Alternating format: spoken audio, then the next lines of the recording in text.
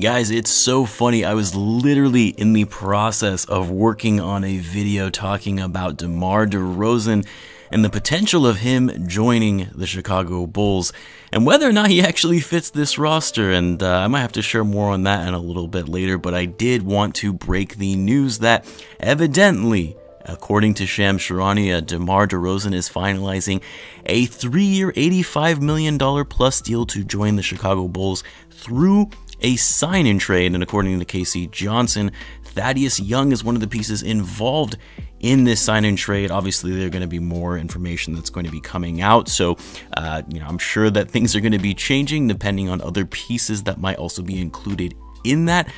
This is a very, very interesting development for the Chicago Bulls because DeMar DeRozan is a pretty big name free agent. Now, not only that, we just added Lonzo Ball yesterday, so a lot of big things happening for the Bulls.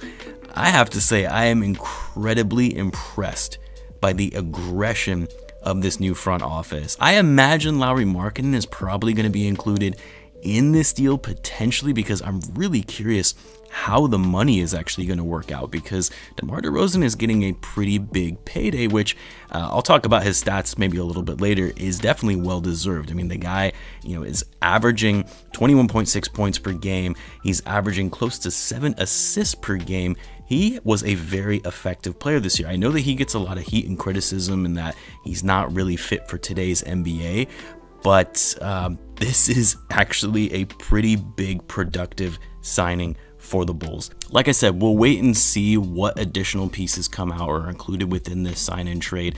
I honestly did not expect this to be happening because just about an hour ago or so, DeMar DeRozan was actually going to be meeting with the Los Angeles Clippers, and I thought that all but meant that he likely would not be joining the Bulls. But anyway, let me guys know what you think of this signing. This is pretty huge news if you're a Bulls fan.